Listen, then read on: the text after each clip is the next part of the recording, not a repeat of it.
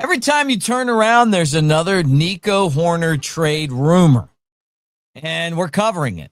And I know some of you guys are uncomfortable with that. This doesn't mean I'm saying, hey, let's trade Nico Hoerner. It means that we're watching what's going on right now during the hot stove season and saying, hey, this is a possibility of something that could happen. So we're going to talk about the latest on where Nico could end up if he's not with the Cubs this year, and maybe some of the pieces that the Cubs could get back in return. Hey, great to see you guys. Like, subscribe, thumbs up, helping us get to 10,000 subscribers. And we're rolling in on that. And we appreciate you guys so much. Let's get this thing started.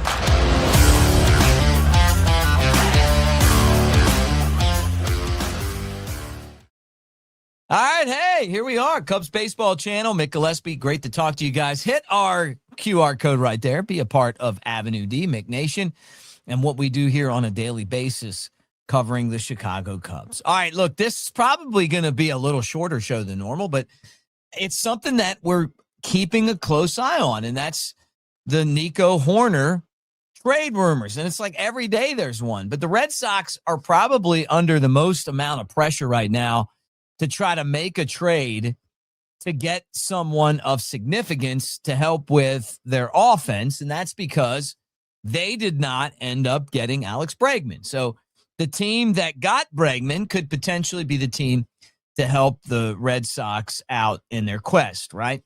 So here's where we're at on this whole thing. Like, where are the Red Sox as far as a potential deal to get, someone to help out with their infield? And who's going to take over that third base spot that Bregman left, right? Well, Marcelo Mayer is the guy that they think is going to play third base. That doesn't really move the needle for me. And then if they trade for Nico Hoerner, I think they would feel pretty good about it. But what if they don't trade for Nico Hoerner? Isaac Paredes, you guys know him. He was part of the Cubs a couple of years ago. Apparently, he's on the trade block again. Wouldn't that be interesting, right? That Paredes went from being on the Rays to the Cubs to the Astros and then the Red Sox. And that's, hey, look, that could be something that would, he's an all-star, a two-time all-star. Is that a potential deal? Yeah, I think it certainly could be. For the Red Sox, I don't know that that's going to really help put those guys over the top.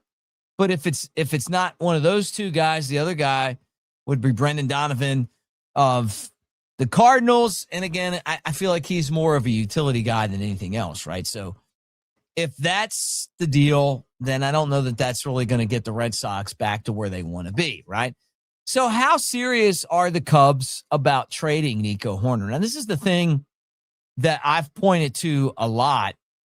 And, John Heyman of the New York Post basically said that there's a lot of noise surrounding a Nico Hoerner trade, basically being that the, teams like the Giants and the Red Sox are interested in making a deal like a Mackenzie Gore, like Freddie Peralta, like making a blockbuster deal to help the team. But the Cubs, and I said this yesterday, are not going to do this deal unless they get back the type of return that they feel like is going to definitely help them.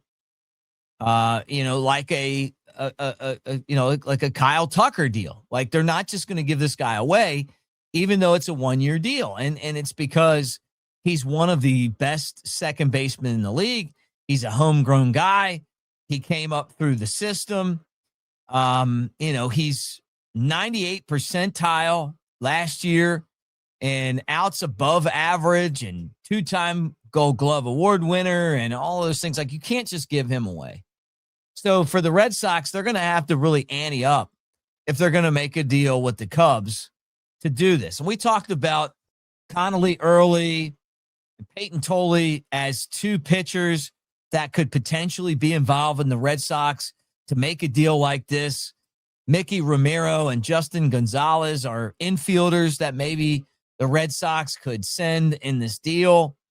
I feel like if the Cubs make a deal like this, they really have to get like something back that's going to help them win this year.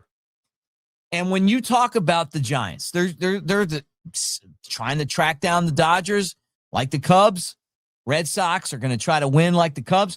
You're not trying to give up, if you're the Cubs, a piece that's going to help you win a World Series to another team that's trying to win a World Series, right? So you really have to get overcompensated in a deal like this. And that's kind of what I'm expecting. Now, Ken Rosenthal said, me trying to combine a bunch of words, basically don't expect the Cubs to make this deal. And that's kind of where I'm sitting right now. He just looks at this and says, you know what? No one's going to come to bat with the type of deal that it's going to take to make this move, right?